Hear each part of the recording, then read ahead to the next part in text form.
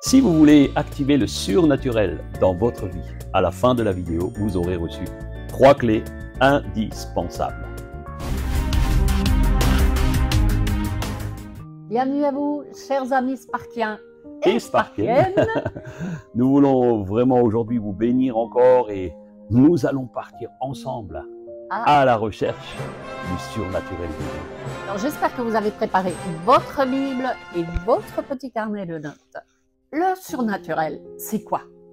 En général, on comprend par surnaturel tout ce qui se situe dans le monde invisible des esprits. Le domaine du miraculeux, les manifestations qui échappent au pouvoir et au contrôle de la nature. Alors, cela concerne le royaume de Dieu, mais aussi le monde des ténèbres et l'activité de Satan et des démons. L'occultisme, la magie, La sorcellerie, la divination. Lorsque nous parlons de surnaturel, nous pensons obligatoirement aux manifestations qui se situent dans une autre dimension que celle que nous connaissons par les lois naturelles et qui régissent notre monde, même si ces dernières ne sont pas toujours visibles. Je voudrais vous donner une définition que donne le dictionnaire. Surnaturel veut dire ce qui ne peut pas être expliqué par les lois naturelles, qui dépasse l'expérience humaine et qui échappe aux lois naturelles. Le Nouveau Testament désigne les miracles par les mots suivants. Premièrement, c'est le mot dynamis, qui signifie puissance. Le deuxième mot, c'est le mot therata, qui signifie prodige ou actes étonnants. La troisième signification, c'est le mot sémia, qui signifie les signes. Le miracle est une intervention surnaturelle d'une origine extérieure, qui intervient dans le domaine naturel en bouleversant sa logique et ses lois. Il est courant d'entendre dire de quelque chose ou d'un événement inexplicable « Waouh, c'est un miracle !» bien que ce ne soit pas toujours le cas. On entend parfois des gens parler de miracle, ouais, c'est un miracle, et on met ça à toutes les sauces. Et quand on parle de miracle, en clair, c'est une hyperbole. Exact. Une hyperbole, c'est genre oh, si tu y arrives, je vais boire toute la mer. Comprenez que, eh bien, c'est une exagération verbale. Alors, chers amis, comment appeler le surnaturel sur notre vie? Avant de vous le dire, abonnez-vous à votre chaîne YouTube Activez-moi la petite cloche. et mettez-nous en commentaire si vous avez vécu déjà un miracle. Et vous pouvez également nous mettre un pouce parce que l'algorithme YouTube aime beaucoup ça. Et c'est aussi pour vous un moyen de nous soutenir et de continuer ce travail. Les mots ont un pouvoir d'appeler les choses à la vie. Nos paroles ont un pouvoir immense. Elles peuvent créer, elles peuvent édifier, encourager, mais aussi détruire. Il nous faut apprendre à maîtriser ce pouvoir et pratiquer. Premièrement, le pouvoir de la parole. Il est écrit dans Proverbe 18, 21, « La mort et la vie sont au pouvoir de la langue. Quiconque l'aime en mangera les fruits. » Ce verset nous montre clairement que nos paroles vont avoir des conséquences. Nos paroles peuvent libérer la vie de Dieu ou au contraire, nous emmener dans des zones ténébreuses. Regardons à Noé et la malédiction de Canaan. La Bible nous dit qu'après le déluge, Noé a planté une vigne. Il va boire le vin de sa vigne jusqu'à s'enivrer pour danser tout nu dans sa tente. Alors son fils Cham, le fondateur de Canaan, en voyant la nudité de son père, va appeler ses frères, mais pour se moquer. Hein? Regardez-le, Il est bourré. il est bourré. Et il souille ainsi l'honneur de son père Noé, l'homme qui a construit l'arche qui les a sauvés du déluge. Mais Sem et Japheth, les deux frères, ont recouvert leur père sans regarder sa nudité. Noé, à ce moment-là, maudit Canaan. Il est dit dans Genèse 9, 25, « Maudit soit Canaan, qu'il soit l'esclave des esclaves de ses frères. » Alors la conséquence d'une parole de malédiction, c'est que les descendants de Canaan furent soumis aux descendants de Sem et Japheth. Et cette malédiction influencera le destin des Cananéens durant les siècles. Faisons très attention à nos paroles. Jésus lui-même, un matin qu'il voulait cueillir des figues sur un figuier, n'en possédait pas et il va le maudire. Il va dire à ce figuier qu'il sèche et le lendemain, au grand étonnement de tous les disciples, le figuier avait séché. Oui. Et la bonne nouvelle, c'est que vous pouvez changer les choses.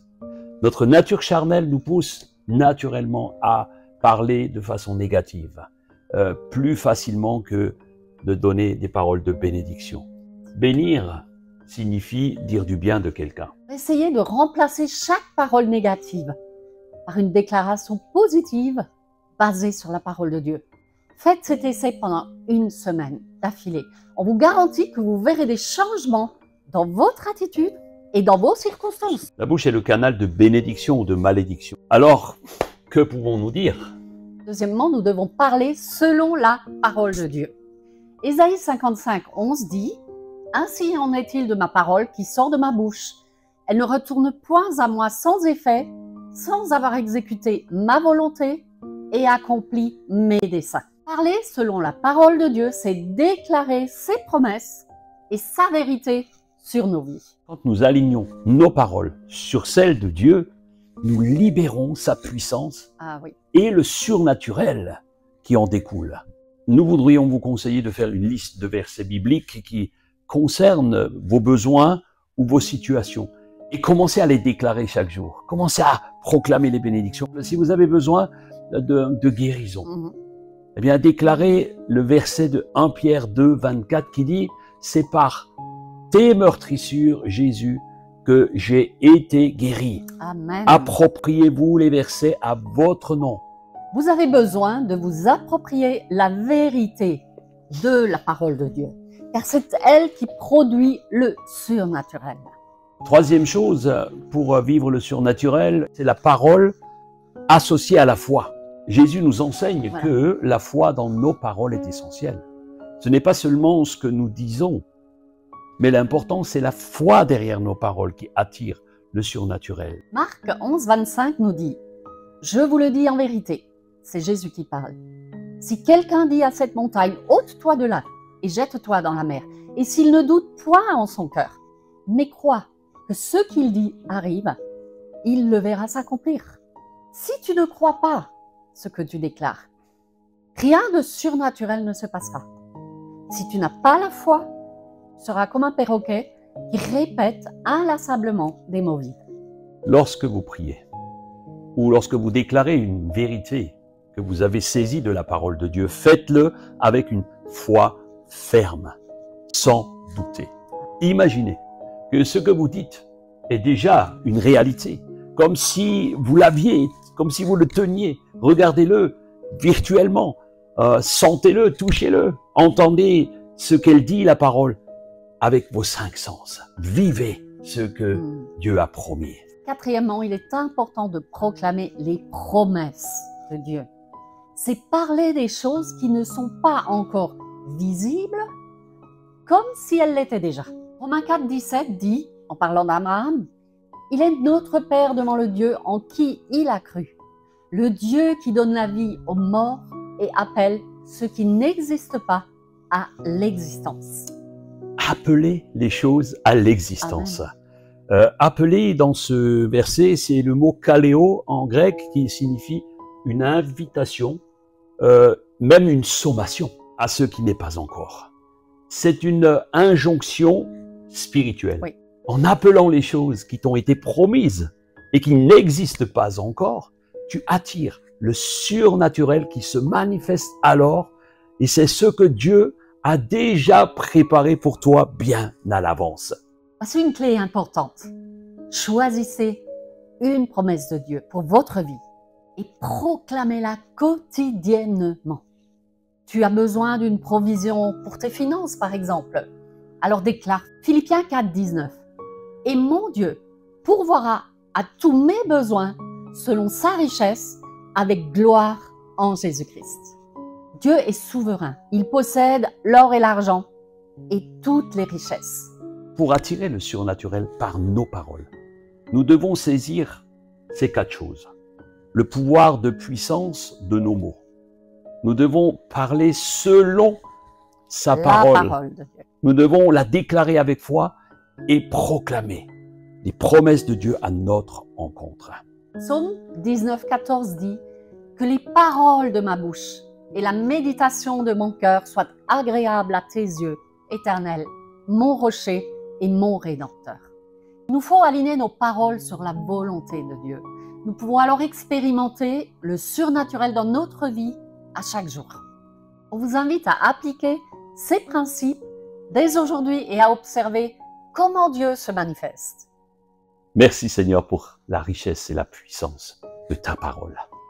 Qu'elle nous encourage et nous fasse entrer dans la dimension du surnaturel par la puissance du Saint-Esprit. Garde-nous Seigneur des paroles de malédiction et de mort. Aide-nous à veiller sur notre bouche.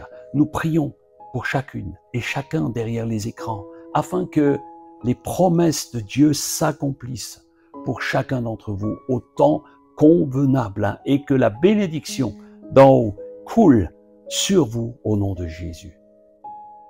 Amen. Amen. Chers amis, on vous souhaite une très belle journée. Merci d'avoir suivi cette capsule Spark et qu'elle puisse vraiment vous faire du bien. Que Dieu vous bénisse abondamment et que vos paroles, c'est notre désir, attirent le surnaturel dans votre vie. Prenez soin de vous. Et prenez soin de votre âme. Bye bye. Ciao, ciao.